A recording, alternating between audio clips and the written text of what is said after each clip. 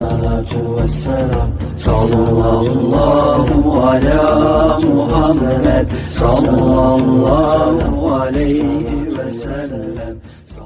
استغفار کرنا ہے. بات یہ ہو رہی تھی کہ درود پاک کا پڑھنا کثرت کے ساتھ ہم اتنا پڑھتے ہیں جی. میں تو میرے پاس تو جو بھی باجیاں آتی ہیں ان سے کہتے ہیں کہ درود شریف کی کثرت رکھو، ان کا ٹک سے جواب آتا ہے جی ہم تو کرتے ہیں، کہ وہ تو ہم پڑھتے ہیں. اچھا تو اس کے جو تقاضے ہیں درود پاک پڑھنے کے وہ پورے کرتے ہیں. صبح جب اٹھتے ہیں سب سے پہلا خیال کس چیز کا آتا ہے؟ وہ ناشتہ بنانا ہے.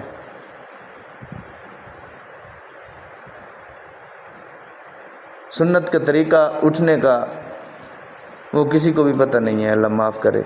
پتہ ہوگا لیکن عمل شاذ و نادر ہی ہوتا ہے. یہ سب چیزیں یہ چھوٹی چھوٹی ہماری نظر، آپ کی اور ہماری نظر میں یہ چھوٹی چھوٹی چیزیں ہیں، لیکن اصل مقصد زندگی یہی ہے. یہی مبارک طریقے حضور پاک صلی اللہ علیہ وسلم کی مبارک سکھائی گئی دعائیں ہر معاملہ میں. پھر کیا ہے؟ اتنی بے چینی ہو جاتی ہے، اتنی بے چینی ہو رہی ہے. ہم تو سب کچھ کرتے ہیں، آپ کے بتائے ہوئے ذکر بھی کرتے ہیں، سب کچھ کرتے ہیں. بھائی بالکل ٹھیک ہے ہماری بہنیں، آپ کرتے ہی ہوں گی، سب کی پابندی بھی کرتی ہوں گی، لیکن آپ اپنے اندر کو بھی پرکھیں کہ معاملہ کرنے میں ہم کس چیز کو، کس حکم کو کتنی فوقیت دیتے ہیں. دوسروں کو تلقین کرتے ہیں، خود عمل نہیں کرتے.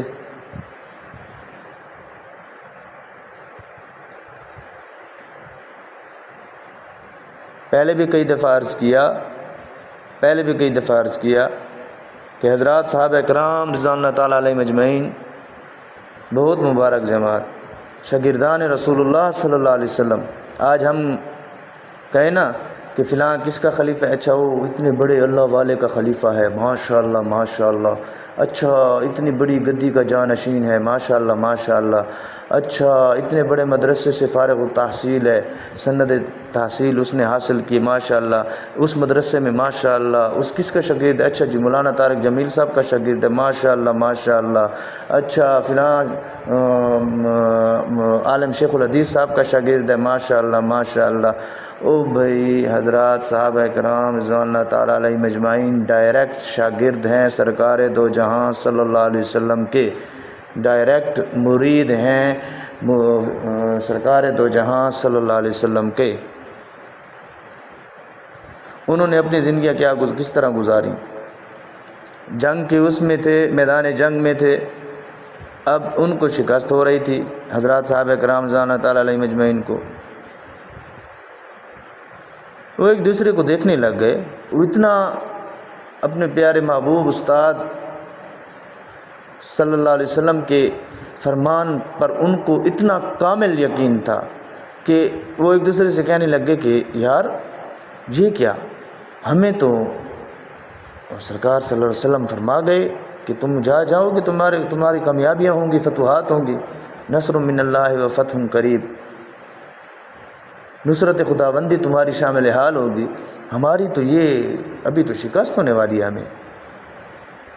تو پھر دیکھیں ان کی ذہنیت اور ان کی تربیت دیکھیں. ان کا ذہن اور ان کی سوچ سرکار دو جہاں صلی اللہ علیہ وسلم کے فرمان پر گئی، لیکن اس میں سے انہوں نے نقص نہیں نکالا. نقص نکالنے کے لیے انہوں نے اپنی ذات کو پیش کیا. انہوں نے کہا کہ نہیں، سرکار صلی اللہ علیہ وسلم نے جو فرمایا ہمیں وہ تو حق اور سچ ہے. آسمان زمین کی جگہ پر، زمین آسمان کی جگہ پر جا سکتا ہے، سرکار دو جہاں صلی اللہ علیہ وسلم کی زبان مبارک سے نکلے ہوا ایک حرف ایک لفظ کبھی بھی اوپر نیچے نہیں ہو سکتا. تو اس کا مقصد یہ ہے کہ ہمارے اندر کچھ کمی رہ گئی ہے. سوچو کیا ہے. ایک دوسرے سے کہا تو پھر ایک کے دل میں اللہ تبارک و تعالیٰ نے ڈالا کہ تم لوگ جب آ رہے تھے تو وضو کرتے ہوئے جلدی میں مسواک جو کہ مستحب سنت ہے، جس کے نہ کرنے سے نہ کرنے سے وضو ہو جاتا ہے، وضو میں نقص نہیں آتا۔ کہ مسواک جو ہے وہ آپ لوگوں نے جلدی میں کرنا بھول گئے۔ وہ سب ابھی انہوں نے کیا کیا، انہوں نے تلواروں کو ادھر ہی رکھا، مفہوم ہے روایات کا، اللہ پاک کمی بیشی معاف فرمائے، اور اپنے اپنے مسواک نکال کے ادھر ہی مسواک کرنا شروع کر دیا کہ یہ مستحب سنت یہ ہم سے رہ گئی۔ اسی کی نحوست ہے، سنت چھوڑ دینے کی نحوست کی وجہ سے ہم شکست کھا رہے ہیں۔ ایک سنت جو کہ مستحب ہے، جس کے چھوڑ دینے سے وضو کے اندر نقص پیدا نہیں ہوتا، وضو ہو جاتا ہے، اس کی چھوڑ دینے کی اتنی نحوست ہے کہ میدان جنگ میں ہم کفار کے آگے شکست کھا رہے ہیں۔ تو انہوں نے فوراً اپنے اپنے مسواک نکالے اور سب بیٹھ گئے مسواک کرنے کے لیے۔ تو اس مستحب سنت کو زندہ کرنے کی برکت سے، اس پر عمل کرنے کی برکت سے اللہ تبارک و تعالیٰ نے کفار کے دلوں میں اتنی ہیبت ڈالی کہ وہ کہنے لگ گئے کہ یار پہلے تو ان کے قصے